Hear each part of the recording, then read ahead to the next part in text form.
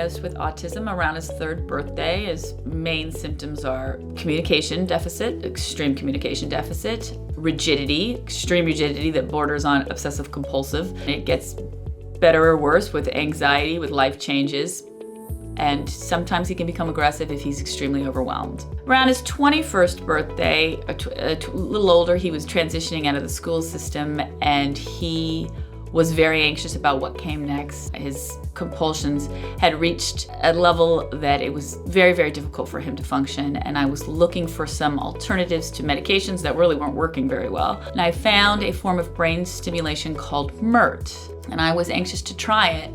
My husband was pretty skeptical that it would work, but he was supportive, and I contacted Dr. Gerasi of Summit Brain Health, and he put together a 6-week treatment protocol for my son. The first 2 weeks, he was very hyper and dysregulated, and I thought, well, it's doing something. Pretty soon, though, after that, he settled into the treatment, and it became apparent that it was working because every day he was less rigid. Every day he was less focused on schedules and routines. Every day he was easier for me to redirect. I could tell my husband sensed that he was making improvements, but he remained skeptical. Skeptical would be an understatement. I mean, we've spent thousands of dollars on all kinds of different therapies, auditory processing, nutrients, supplements, all types of different things that we've tried, and we'll keep trying. There's not something that we won't try for our son, but I just thought, hey, okay, here goes another couple $1,000s down the drain, just another thing to go through. I walk my dogs every morning. That's my therapy. And my neighbor is always out at his house, and we've been in the neighborhood for over 16, 17 years. And Roger, he waves me over, and he goes, Eric, hey, you guys doing something different with Bo? And I go, I really didn't want to say, hey, we're putting a magnet on his head, and we don't know if that's what's doing this. But anyway, I just said, hey, yeah, Roger, we're always trying something to try to help out Bo whatever way we can. And he said, well, usually when Bo comes over to the house, it's the same repetitive thing in the sense he'll go, hey, Roger, where's Donna? And he'll say that and repeat that. Hey, Roger, where's Donna? Hey, Roger, where's Donna?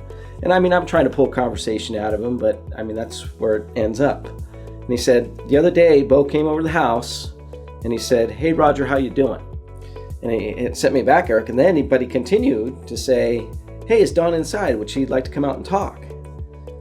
Eric, I had a first conversation with your son. I've never had a conversation with your son. This is unbelievable. So whatever you're doing, keep it up. So, I continued on my walk, and I'm like, wow, this has got to be it. So I was thinking, so that night we came back, I was talking to Kelley, and she's been already talking to me. She said, we got to get involved with this. We got to figure out what we can do. So on the last day of therapy, I take Bo up to Dr. G's office, and I approached him and said, hey, are you interested in opening a clinic in the South Bay? We'd like to be involved. We'd like to help run it, or whatever we can do as far as to be involved with this. Here we are today, and it's been amazing. We've been open about 3 months now, and this is not a cure for autism. I don't want to put that out there, but there's definitely enough kids that I've seen change in myself personally that I'm like, wow, this is something that we got to keep up with and keep going on, because it's definitely helped our son, and if it can help anybody else in our community, I'm all for it. Very appreciative to have this clinic going.